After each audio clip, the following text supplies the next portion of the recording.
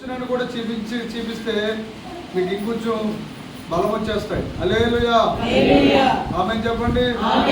హల్లెలూయా. యోబు గ్రంథంలోనే పూర్ణమైనది అని రాసి ఉంటుంది. Thank you Jesus. హల్లెలూయా. పట్టుకెళ్ళిపోదామా దేవుడి యొక్క మర్మాలని? చెప్పండి, దేవుడి మర్మాలు తెలుసుకుందామా? హల్లెలూయా. 38వ అధ్యాయము 19-20. ఇది ఒక విచిత్రమైనటువంటి లోకం, ప్రపంచం. ఈ ప్రపంచం కోసం మనం తెలుసుకోవాలి. దీన్ని తెలుసుకుంటే మనకి ఒక మహా ఉన్నతమైనటువంటి తేజస్సు మనకు ప్రత్యక్షం అవుతుంది. హల్లెలూయా. చదవండి అమ్మా. వెలుగు నివసించే చోటులకు పోవు మార్గం ఏది? చీకటి అన్న దాని ఉనికి పట్టు ఏది? హల్లెలూయా. చీకటికి ఉనికి పట్టు ఉందంట. దేవునికి స్తోత్రం అంటమ్మా. అవునా కదండి? దేవుని యొక్క ఉనికికి స్తోత్రం చెప్తున్నాం. దేవునికి స్తోత్రము గానము చేయుటయే మంచిది, మనమందరము స్తుతి గానము. అంటే ఏంటది? దేవునికి అంటే దేవుడి యొక్క ఉనికికి ఆయన సంచరిస్తున్న ఆయన దేవుడు నిశ్చల స్థితిలో ఉండరండి. నిశ్చల స్థితిలో ఆయన ఉండేవారు కాదు. అందుకే వేదం కూడా మనకు చెప్పింది. వేదం అంటే బైబిల్ ఏం చెప్పింది అంటే, నీళ్ళ మీద ఆత్మ ఏమవుతుంది? అల్లాడుతుంది. దేవుడు ఎవరు చెప్పండి? దేవుడు ఎలాంటి వారండి? దేవుడి మహిమ ఎలాంటిది? నీళ్ళ మీద అల్లాడుతూ ఉంది. ఇలా కెరటాలు వచ్చి అలా ఉంటుంటే దాని మీదకి వెళ్ళి అల్లాడుతున్న ఆ నీళ్ళ మీద ఆత్మ పొదిగాడు. దేవుడికి స్తోత్రం. అందుకే ఈ ప్రపంచంలో అతి సుందరమైన దేహము ఏదైనా భూమి మీద ఉందంటే మానవ దేహం. హల్లెలూయా. 60% నీళ్లతో నిండిపోయింది మన దేహం. హల్లెలూయా. మరొక శాతం ఏమో రసాలతో నిండింది, మరొక శాతం ఏమో రక్తముతో నిండింది. హల్లెలూయా. మరి ఆటలు ఏం చేశారు ప్రభువారు? జాగ్రత్తగా వినండి. మనం కూర్చున్నా కానీ మనలో ఉన్న రక్తం మాత్రం సైలెంట్ అది కూర్చోదు. అది కూర్చుందంటే మనం శాశ్వత కూర్చోవాలి. ఇంకా హల్లెలూయా. అది పనిచేస్తూ ఉంటుంది. అరికాలు మొదలుకుని తలకాయ వరకు వెళ్తుంది. మీకు చాలాసార్లు చెప్పానండి. గుండె దగ్గరకు వచ్చినప్పుడు గుండె ఏం చేస్తుంది? గుండె చేసే పని ఏంటి? రక్తాన్ని శుద్ధి చేసే పని. ఏంటి చెప్పండి? అది చాలా బాధ్యతగా అది ఎంత పెట్టారో చూడండి. దేవుడు మన బాడీలో ఉన్నటువంటి మనిషికి మొత్తం 50 ప్యాకెట్ల రక్తం ఉంటుందంట ప్రతి మనిషికి. ఎన్ని ప్యాకెట్లు అండి? 50 ప్యాకెట్ల రక్తాన్ని రోజు 24 అవర్స్లో 24 గంటల్లో అది ఏం చేయాలంటే గుండె ఫిల్టర్ చేయాలి.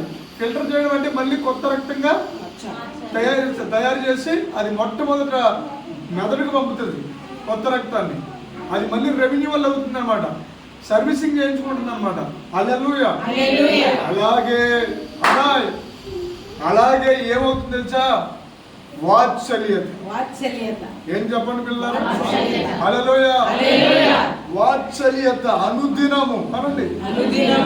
భగవంతుడిలో ఈ క్రియ కనుక లేకపోయి ఉంటే మనం ఏమైపోతామో మనకు తెలియదు. భూలోకం ఏమైపోతుందో చెప్పండి. హల్లెలూయా. దేవుడిచ్చిన భూమి మీద నడుస్తూనే దేవుడు లేడు అనే పెద్ద నాస్తిక ప్రపంచం ఉంది. ఇంకొక వెరైటీ ఇంకేంటంటే బహుశా 100 సంవత్సరాల పైన అయింది. ఏమైందంటే ఒక హైందవ తత్వానికి సంబంధించి సిస్టమ్ తయారు చేసుకున్నారు. వాళ్ళంతా వాళ్ళు నిక్కర్లు వేసుకుంటారు. వాళ్ళకి ఆకి నిక్కర ధరించి చిన్న టోపీ పెట్టుకుని అని చెప్పండి. ఒక్క కన్నుతో ఎర్రపోయి అలా కన్ను ఎర్ర చేస్తే చాలా అయింది. హల్లెలూయా.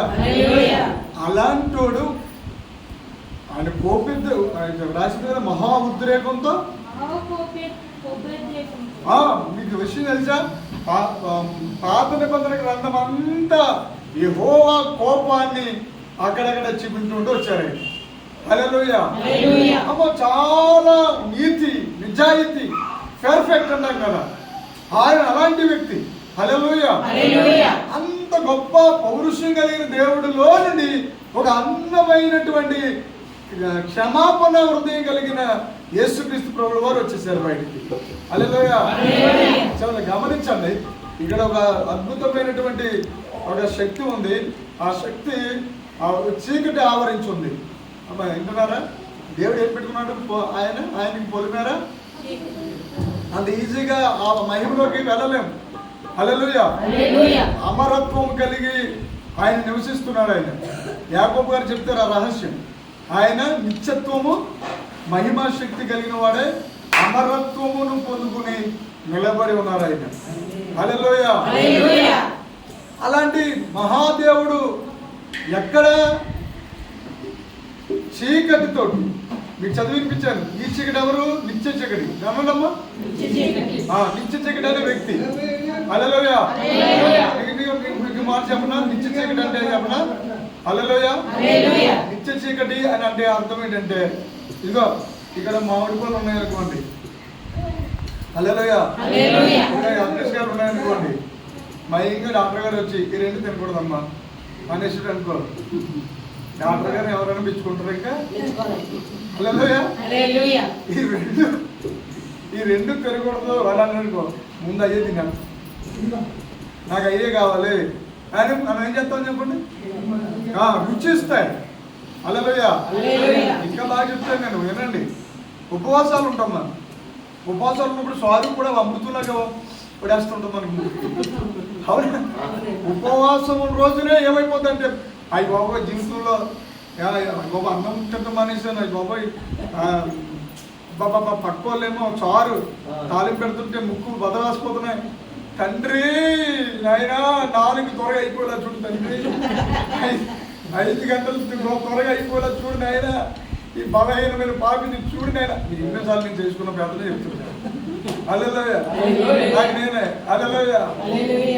సరిగ్గా ఉపవాసం ఉండి అప్పుడే సైకిల్ వేసుకుని పామరేలు అని దారి పొడుక్కున బిర్యానీ వాసన, దారి పొడుకునే రకాల సువాసనలు, ఆ ముక్కు ఎంత శోధన, అవ్వాయి గుదిలెట్టేసుకోవాలి ముక్కులోని అని ఎంత ప్రయత్నం చేసినా అవుతుందా? హల్లెలూయా చెప్పరండి. హల్లెలూయా. ఇక లోనేమో జలం, లాల జలం. హల్లెలూయా. ఈ లోగా మా ఇంట్లో తింటున్నప్పుడు నాకు మామూలుగా ఉండేది కదా, అదొక శిక్షలాగా ఉండేది. కానీ ప్రభువా ఎందుకంటే నువ్వు ఎందుకు చేస్తున్నావురా అని ఆయన అడిగినట్టుగా ఆయన రూపం నాకు కనబడేది. దేని గురించి చేస్తున్నావు చెప్పు ఉపవాసం అని. హల్లెలూయా. ఆ దినాలు అప్పుడు డాడీ గారు అన్నారు అనమాట, పరిశుద్ధాత్మ గురించి ఉపవాసాలు చేయగలరా, లంచాలు ఎంత వచ్చేవాడు కాదు పరిశుద్ధాత్మ దేవుడు, శుభ్రం కడుపు నిండా బిర్యానీ తినేసి అప్పుడు ప్రార్థనే ప్రార్థన. అలా చేస్తే పరిశుద్ధాత్మ దేవుడు దిగి వచ్చేస్తాడు అని మనం చెప్పాలి కొట్టి. హల్లెలూయా. అలాంటి మహాదేవుడు, అంత గొప్ప దేవుడు.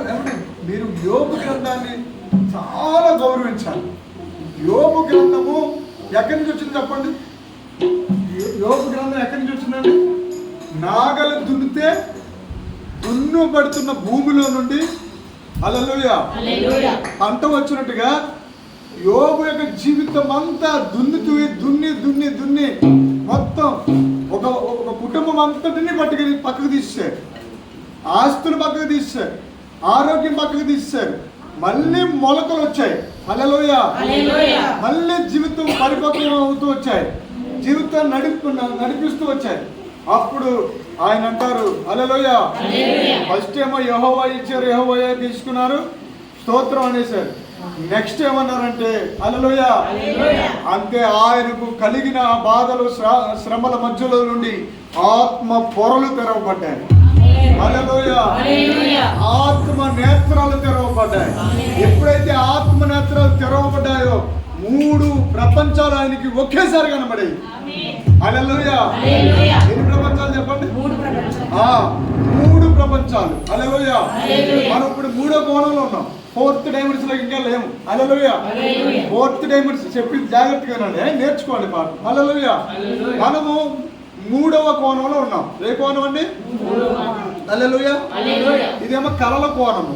హల్లెలూయా. మగత కోణము. హల్లెలూయా. చెప్పండి అయ్యా ప్రసన్న గారు. హల్లెలూయా. దేవుడికి స్తోత్రం చెప్పండి. మీరంటే మాకు ఇష్టం, ప్రేమ. హల్లెలూయా. మా ఓటు మీకే. దేవుడికి స్తోత్రం. హల్లెలూయా. ఇప్పుడు మూడవ ప్రపంచం ఏంటంటే నిద్ర. హల్లెలూయా. ఈ 3 ప్రపంచాల్లో మనం ఉంటామన్నమాట. స్తోత్రం చెప్పండి. ఎంత అలాగా పడుకున్న జర అని అన్నప్పటికీ ఎటు చెప్పు అని నిద్రలోంచి బయటికి వచ్చేద్దామా లేదా? కానీ ఇంకొకటి 4వది మీరేం కనపడ్డారా? హల్లెలూయా. 4వ ప్రపంచం ఉంది. చెప్పండి ఏంటి సాగు? 4వ ప్రపంచం. అది 4th డైమెన్షన్. ఇంగ్లీష్ ఉందండి. 3 డైమెన్షన్స్ కాదు, 4th డైమెన్షన్. హల్లెలూయా. మీకు అర్థమయ్యేలాగా నేను చెప్పేస్తానులే. అలా 4వ కోణం అనండి. మనం అందరం 3వ కోణంలో ఉన్నాం.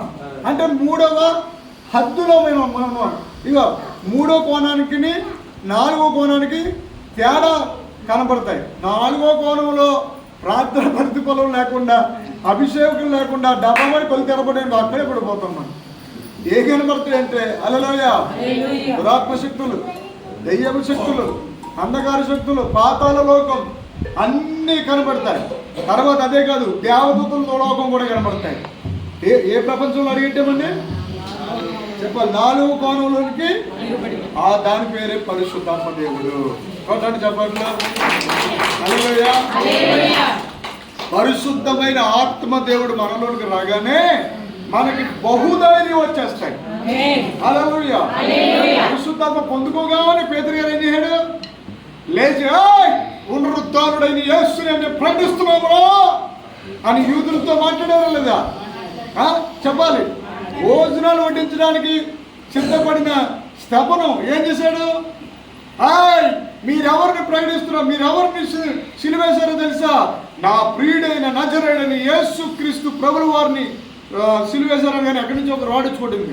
అయినా సరే ఇంకో రాడు వచ్చింది, ఇంకో రాడు. ఆ రాళ్ళ మధ్యలో కొడుతున్నప్పుడు ఆకాశం 4th డైమెన్షన్ తెరవబడింది.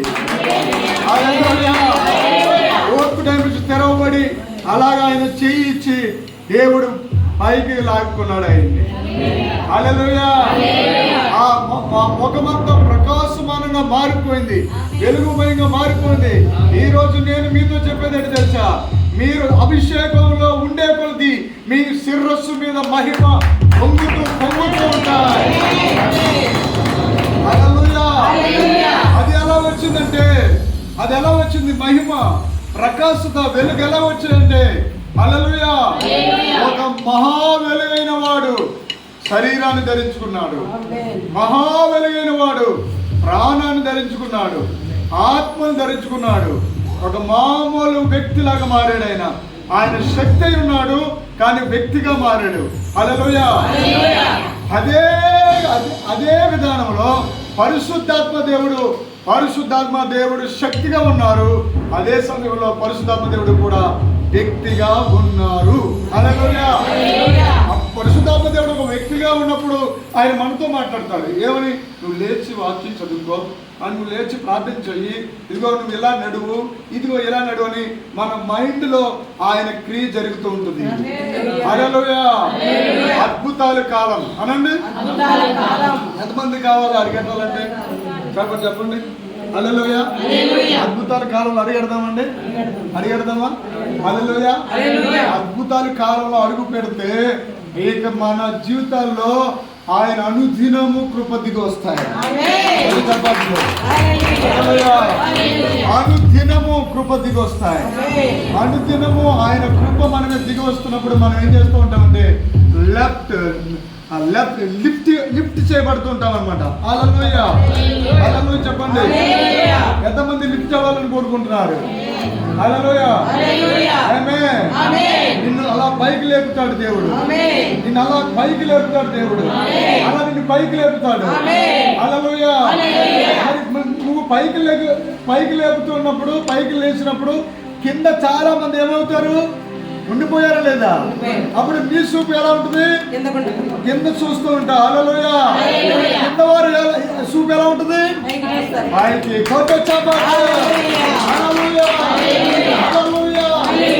దేవుని వాక్యంలో ఒక అద్భుతమైన మర్మాన్ని చెప్పి ఈ త్వరగా ముగించేసి భోజనం చేసేద్దాం. హల్లెలూయా. అంటే ఈ యోబు గారికి ఇలాగా ఎన్ని మర్మాలు తెలిసినాయి అంటే అప్పటికి అసలు శాస్త్రవేత్తలే లేరండి. అప్పటికి శాస్త్రవేత్తలు లేరు. తర్వాత సిస్టమ్ లేదు. సిస్టమ్ అంటే ఒక క్రమం, ఫలానా విషయాలు ఎలాగని. హల్లెలూయా. మనం అప్పుడు భారతీయులు అనగా మన భారతదేశంలో మన భారతదేశంలో మహర్షులు ఉండేవారు. ఆ మహర్షులు చాలా పేర్లు రాశారు. స్తోత్రం చెప్పండి. చాలా కనిపెట్టారు. అన్ని వేదాలతో పాటు ఆయుర్వేదం కూడా కనిపెట్టారు. అంతేకాకుండా కాలక్రమము అనే ఒక సత్యాన్ని కూడా కనుగొన్నారు. అంకెలను కూడా కనుగొన్నారు. అంతే కదండి, శాస్త్రములు కనుగొన్నారు. ఆ శాస్త్రాల్లో మరి ఖగోళ శాస్త్రం ఏంటమ్మా, అది కూడా మనకు వచ్చా రాదు. ఆ శాస్త్రంలో మరి ఆ శాస్త్రము నేను చదువుకున్నారు కాబట్టి కనిపెట్టారు. కానీ ఏ చదువు లేకపోయినా ఆ యోబు గారు ఎక్కడ చూడండి, 38, 31. జలములు రాతి వలె గడ్డకట్టును, అగాధ జలముల ముఖము గట్టి పరచబడును. కృత్తికా నక్షత్రములు నీవు బంధింపగలవా? కృత్తికా నక్షత్రములు నీవు బంధింపగలవా? మన పాస్టర్లు ఏంటంటే అలా శాస్త్రాలు లేవు, ఏమి లేవు. మీరు ఎందుకు ముహూర్తాలు పెట్టి అంటున్నారు? మీరు ఎందుకు ఈశాన్యపురం అంటారేంటి? ఇక్కడ ఇంకో నక్షత్రం కూడా చెప్తారు, చదవండి. మృగశీర్షకు కట్లు ఇప్పగలవా? వాటి కాలములలో నక్షత్ర రాశులను వచ్చినట్లు చేయగలవా? ఎలాగెలాగా? వాటి కాలాలలో నక్షత్రాల యొక్క రాశులు. హల్లెలూయా. ఒక రాశి ధాన్యం రాశి. హల్లెలూయా. ధాన్యం రాశి ఉంది, ఇసుక రాశి ఉంది. ధాన్యం రాశి అయినా మన అందరం కూర్చొని 1000 మంది కూర్చొని జాయిగా ఒక్కొక్క కింద లెక్కడుతూ. హల్లెలూయా. ఒక ఆవిడ అలాగే 1 స్తోత్రాలు చెప్తానని చెప్పి ఏం చేసిందంటే పిక్కలన్నీ, ఏ పిక్కలు? చింత పిక్కలన్నీ పోగేసుకుని ఒక్కొక్కటి తీసి స్తోత్రం స్తోత్రం స్తోత్రం స్తోత్రం స్తోత్రం అని 1 పిక్కలన్నీ 1 స్తోత్రాలు చెప్పినట్టు అనమాట ఆవిడ. అలా పెట్టుకున్నారు. హల్లెలూయా. ఇక్కడ ఇంకొక విషయం చెప్తున్నారు, అయ్యో ఏంటండి ఇది మా తెల్లగట్ల ఎవడైనా వచ్చి రాసేయడటవా? మన బైబిల్ ఏంటి ఆ హిందూ మతం లాగా ఉందేంటి? పద్మాబిడ్డ అవునే కదా? హల్లెలూయా. మరి అదే మరి శాస్త్రాలను చదవకుండా మీరు ఎప్పుడు తెల్ల బట్టల్లోనే ఉండాలి, మీరు ఎప్పుడు సంపూర్ణంగా పాస్టర్ గారిలా ఉండాలి. హల్లెలూయా. పెదేలకు కూడా రంగులు వేయకండి, గోర్లు కూడా రంగులు వేయకండి. ఇవన్నీ చెప్తున్నప్పుడు మరి పెళ్లి కూతురికి ఎందుకు వేస్తారండి? హల్లెలూయా చెప్పండి. మరి ఇవన్నీ వేస్తున్నప్పుడు జాగ్రత్త వినాలి. ప్రత్యక్ష గుడారం ఉండేది. ప్రత్యక్ష గుడారానికి వెళ్తున్నప్పుడు ఈ పలక ఉంటుంది ఇక్కడ. దీన్ని ఏమంటారమ్మా? ఆజ్ఞలు. 12 గోత్రాలు, 12 రాళ్ళు, 12 అందమైనటువంటి రకరకాల రత్నాలతో పొదిగి అది ఇలా కడతారు. ఆ డ్రెస్ కూడా చాలా బంగారం ఏపోదు. హల్లెలూయా. అంగి నిలువుట అంగి అంతలాగే వేసుకుని ఈ కింద అంగీకి మళ్ళీ గంటలు కడతారు దానిమ్మకాయ ఆకారంలో. హల్లెలూయా. కట్టి మళ్ళీ ఈ మొలకి మొలతాడున్నట్టుగానే నడికట్టు కడతారు. కట్టి ఆయన అప్పుడు వెళ్ళిపోవాలి, ఇలాగ వెళ్ళాలి. ఇలాగ నేను వెళ్ళే కొద్ది నాకు కూడా వస్తుందా లేదు? ఇది వస్తుందండి, ఇంకా వచ్చిందా? అలాగా అప్పుడు వెళ్తున్నప్పుడు గంటలు ఏమో మోగుతూ ఉంటాయి. సంవత్సరానికి ఒకసారి మందిరంలోకి వెళ్ళాలి, అది కూడా 3వ స్థానంలోనికి. అతి పరిశుద్ధ స్థలంలోకి. అలాగే వెళ్తున్నప్పుడు పరిశుద్ధ స్థలం అడిగట్టుగానే గంటలు మోగుతూ ఆగుకుని అనుకోండి, అప్పుడు ఏమైపోతుంది, ఈ మోగుతాను అట్టుకుని బయటికి లాగేస్తారనమాట, లాగేయాలి. కానీ గంటలు మోగుతున్నాయి అంటే వాడి గంట బాగానే ఉందని అర్థం. ఏ గంట? లబ్ధం లబ్ధం లబ్ధం. హల్లెలూయా. ఎంత క్రమం పెట్టారో ఆయన దేవుడు. ఆయన దగ్గరికి అంత ఈజీగా వెళ్ళడానికి ఏమాత్రం ఆయన అంగీకారము మనకే కాదండి, దేవుడు దేవదూతులకు కూడా, హల్లెలూయా, ఏంటి చెప్పండి, దేవదూతులకు కూడా అవకాశమే ఇవ్వలేదు. అది కూడా చదువుకున్నాం మనం.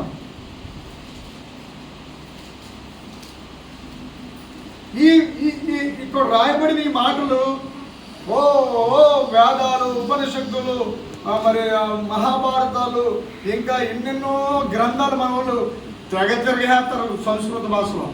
హల్లెలూయా. మహాపురుపకలో ఇంకా జంజి పట్టుకుని ఇలా ఊపుతూ ఊపుతూ ఊపుతూ